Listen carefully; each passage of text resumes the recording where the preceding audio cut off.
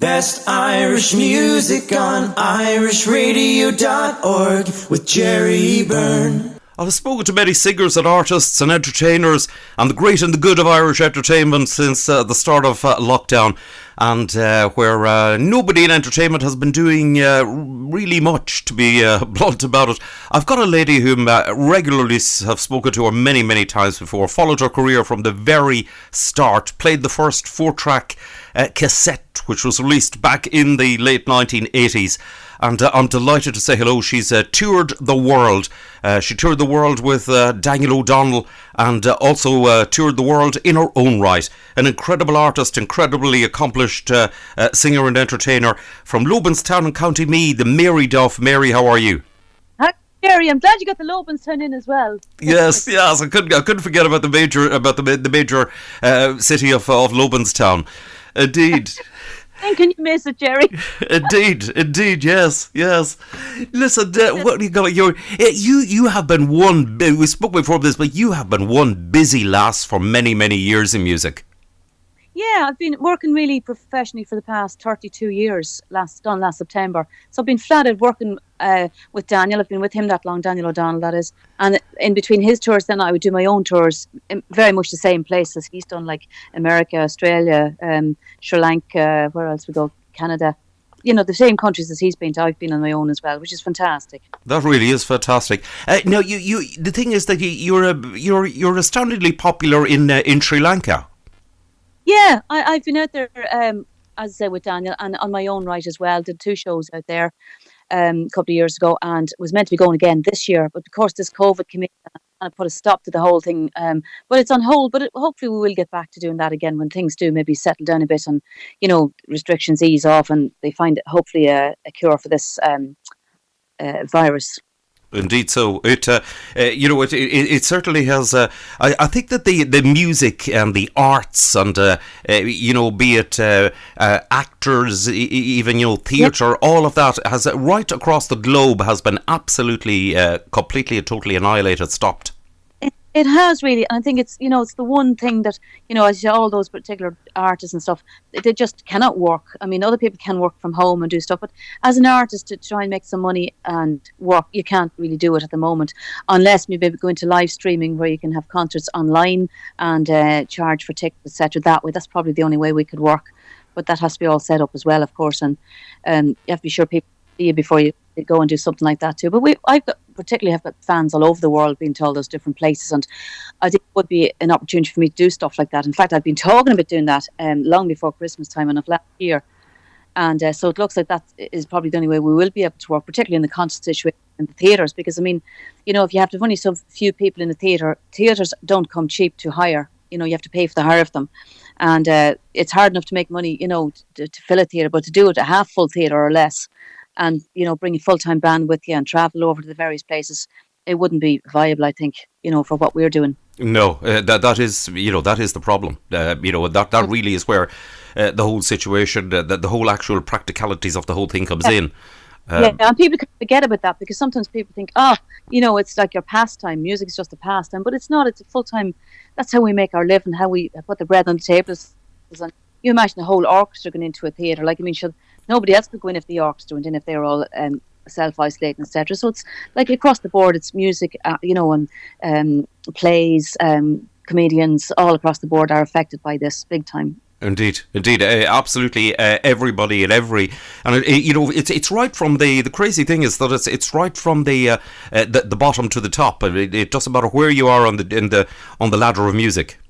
No, it doesn't. It affects all of us, and it's something we all love to do. I mean, music is, for me, I love singing. It's a great passion. I've always loved it.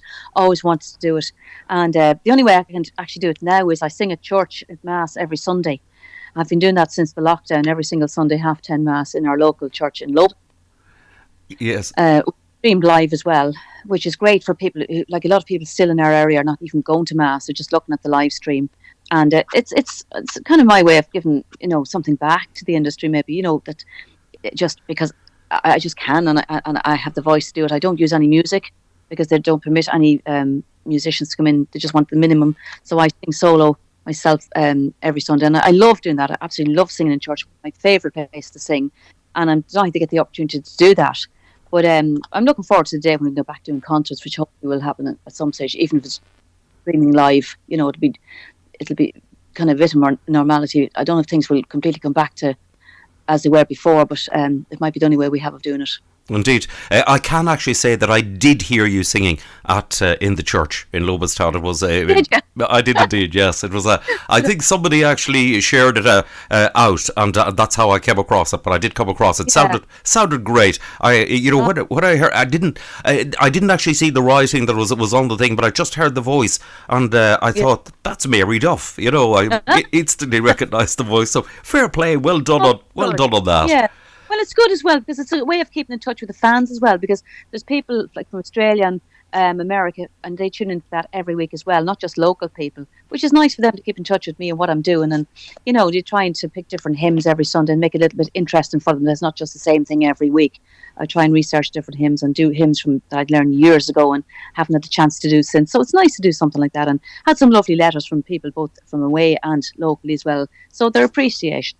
Yep. That. And then I've also been singing at nursing homes when the weather was better. Now it's gone a bit too bad for that now, because obviously people in nursing homes are used to having the heat inside, and you can't bring them out if it's a bit cold or whatever. So I did lots of those as well when the weather was better, and that was very fulfilling for me as well, to just go to those places. And a lot of the people in there hadn't seen people since March. Nobody can visit them, and it's a very trying time for people like that, just seeing nobody, and then the people working with them are wearing masks. So it's a very daunting kind of an experience for them all in there, and wondering what the future holds. It's tough when you see that situation. It is definitely. It is tough for people at nursing homes, and well done to yourself. And I know other artists who have have done the same thing, going to the nursing homes, and it's been tremendous. Yeah, it's good, but it's good if you have a gift. It's good to share it. What's for? Indeed. So, have you done any? You haven't done any live streaming at all. Some people have done, as they call it, Facebook lives and things like that. So you haven't done any as yet, Mary. No, I didn't do any of that. No, I'd probably a concert myself, maybe in the future with a band if I could, and stream it with tickets, etc. As a live show, rather than doing that every week. Because I've been doing the mass and doing the visit in the homes and stuff, so I haven't done that. No. Right, okay. Well, you're fair play. You've been, nose to the grindstone nonetheless, and doing things even though you couldn't actually do appearances live. I believe you've been doing some studio work as well. Yeah, this year I decided I wasn't going to be working with Daniel anymore. I'd worked 32 years with him, and because I've had lots of different offers to do things on my own and recordings on my own from different promoters and companies. So I've been considering a lot of those for a long time, and then Daniel decided that this year he was going to take off 6-7 months. So I thought this is the ideal time to look after myself more and do what I really want to do, because sometimes when you're working with another person, even though I loved working and being all the places we've been to and met all the different fans and been to different countries, it's become a way of life. It's always nice to do something for yourself as well, rather than be maybe molded the way somebody else would want you to be. So I've wanted to do some different recordings, and there are people interested. So I've been working at the moment on picking original songs. I've had lots of different songs sent to me, because I've had been to Nashville, of course, several times, and met lots of people there and in Australia who have sent me songs, and like really good songwriters with good songs that I just haven't the time to do anything with because of the commitment to touring. So this year I decided I'm going to do that. And I've been listening and in the studio with Stephen, my MD, for over 30 years as well. And we've been listening to stuff and put down we've kind of demoed stuff that the way I would want it done myself when eventually we get to the real recording.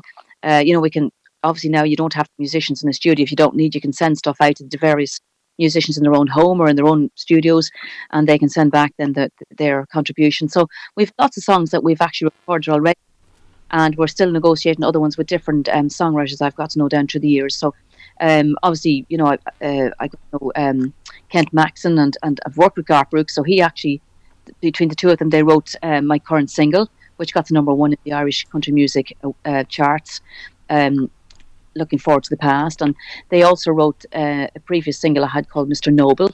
So, and then Pat writing the song for me at the moment, and Joe Nichols, lots the really good songwriters out there, and it's a shame to not record their stuff. And when I have the opportunity now, it's now is as good a time as any. In fact, a better time than any, because I've lots of time. And when you're touring, you're obviously tired, and you have to get a right time when you're not tired to record stuff. So now my voice is great because I'm not touring, and plenty of rest, and go into the studio and try out these songs and put my own stamp on them rather than maybe doing them exactly as the demo. And it's very exciting to do stuff like that and hear the finished result. Then when you've got the whole thing finished, it's exciting. Indeed, I bet. Interesting thing about your good self is that you're actually the only Irish artist, or possibly the only artist in Europe who's actually ever worked with Garth Brooks. Yeah, I am indeed. I met the other girl actually in Australia. She toured with him as well years ago, but nobody on except her and me would have toured with him. Particularly nobody in this part of the world, only myself. And it was wonderful. That was in 1991 when he came to the Cambridge Theatre in London, and he was after doing a huge big concert in America the night before to thousands of people, and the Cambridge Theatre would hold maybe 2,000, if even that. And it was really a media show, and I was chosen to support him on the night. And I know the previous night we'd been up in Thurso, way up Scotland. It was an 18-hour drive to come back down and get a couple of hours sleep and straight in to do the show. But we didn't mind because we were so excited to get the chance to work with an American artist. We'd never worked with anyone from America before, never even met anyone from America, I'd say. And he was just lovely, really down to earth. And he was with his wife Sandy at the time. And I was using his dressing room to do my hair because there was no sockets in my room. And he was just so normal and ordinary, and delighted to be over doing the shows as well. So and it's great turnaround that when I was choosing songs to record for an album called Changing Lanes, I had picked a lot of songs, but I didn't know who wrote them. I just listened to songs and listened to song. And generally after the first couple of bars, if you like a song or not. And I, strange enough, picked Mr. Noble and Looking Forward to the Past without even knowing who wrote them. And then discovered later it was Garth Brooks was one of the co-writers. So, wow, that's amazing. What a comeback. Do you know what I mean? It's a turnaround of the years, isn't it? Indeed, isn't it just? Well done. I mean, on being the artist to perform at that show with Garth Brooks. Of course, one of the biggest names in the world in music. Turn around and get two songs from him because he doesn't give songs to just anybody. In fact, I don't know anybody else who's got songs from him. So he wrote on them that he was very pleased and happy with the result of the two songs that I'd recorded. He said, beautiful, just beautiful. So, I mean, that's good enough for me. Exactly, so, yes. He's looking for someone to sing with. Very happy as well. Indeed. Make me happy. Exactly. Yes. Well, you cannot get better endorsement than that. That's that's fantastic stuff. So you're already whenever we sort of eventually finally manage to come out the other side of all of this, you're ready for action. I'm ready for action. Ready for Garth. Right. Yes. And I think the essence of success is really to be ready for anything that comes along, isn't it? You have to keep yourself in tip-top condition and don't just give up because you just can't do something for a while. Come back in a different way or try and keep yourself up, like practice your singing and do stuff every day. Like my father's 86 and I started singing when I was 12 with him, with his band. He plays an accordion and he still practices every single day and learning new tunes all the time. And my sister had him over, and just to tell you, had him over in our house the other day, and she had YouTube on, and she put on all this different Katie music. And the next evening he was over his tape recorder, put that on again, and wanted to tape that song because he learns by ear, and taped a load of tunes for the accordion so he could learn them. He's not up, and he's 86, so that's a good affirmation from anyone, isn't it? It is. That is absolutely fantastic. It really is. But he's another man, your dad, who's just been a lifelong love of music. Oh, absolutely loves it. Great passion. I mean, he would play at sessions several times a week, and that's his biggest downfall of this thing now. He can't play the music for people. He misses that so much, and I'm sure all the singers and performers the same. We're all the same. We just miss. It's okay singing for yourself, but like if you haven't someone there to appreciate it, that's what gets your adrenaline going and hypes you up and puts you on to the next gig and gives the excitement to you. So we just keep ourselves prepared and keep learning stuff and keep listening to music, because music is a great therapy as well. I think even when we were doing shows, we had so many people would come to see us from nursing homes, etc., and it gave them such a lift. The carers used to tell me, if they know they're coming to a show, we can get them to do anything because they're so happy to also come into music and to a live show. Music is a brilliant therapy. Indeed, exactly it is. And one of the things there, you're saying about people, and the one continual message I get through from all the singers, the musicians, the artists I speak to is that one huge thing that everyone misses is the people and meeting the people. Yeah, and particularly Irish people, we are so used to connecting with people. I mean, you chat with them and you have pictures taken with people, and it's just, even people not in music, the first thing you do, you meet someone, you give them a shake of a hand, or you hug them and, come in for a cup of tea. That's the friendliness thing. That's what the Irish have, isn't it? And we're known for it. And that's what we miss so much, like you can't even hug your family really, basically, at this. You're kind of keeping your distance from everybody and, wearing these masks, and you don't know who you're talking to in a shop with the masks on until you hear a voice, maybe you're something, I know that voice. It's a strangest world to be in at the moment, isn't it? It is. It really is weird. I mean, one thing that we can definitely all agree on: if somebody had said this to us only in January that this would happen, we would have thought they were absolutely cracked. We would. I mean, you read about all these things and you think, it won't be in my lifetime. It'll be sometime down the line in the future. But there's definitely no one would have sort of foreseen this to happen. There's no way. They wouldn't have known, and they wouldn't want it either. Yes, that's the thing. It's absolutely, absolutely astounding. It really is. It is. It's just, it just shows you. But listen, you've been keeping busy doing all sorts of stuff while it's, while things are the way they are. In the studio and doing the nursing homes, doing the church and all the rest of it. So, well done. You and you've been doing it. Because it's going to be a purpose in getting up as well. I mean, I think you have to have a purpose for getting up every day. I mean, I know people who've, can't wait to retire from work. They retire and like a year later they're dead because they've nothing to get up for. So you have to push yourself, even if you don't want to do things, maybe, get out there and do it and keep yourself fit, as the fella says. When you give up on life, what do you have to live for then? You have to keep your mind busy and keep doing the things that you love doing, what you have a passion for. Exactly. Well done on it all, Mary. Listen, it's been a real pleasure to catch up with you. I wish yourself and your dad and indeed all the family all the very best, and as Thanks. they say, stay safe and stay well. It's the same for you and all your listeners as well, and thanks to everybody so much for all the, we get lovely cards from people, and I'm trying to phone people as well as much as I can, different countries, people let them know you're thinking of them, and people have been so good to me down through the years, as in support wise and that, and it's nice to maybe just ring them every so often, and anyone out there can do that to their friends or people that haven't seen in a while. Give them a little phone call and you'd be amazed how happy it makes people just to know there's someone thinking about them. But thanks to all the listeners and to yourself as well for the chat, Jerry, and for all the support as well from you as well down through the years. Thanks a million.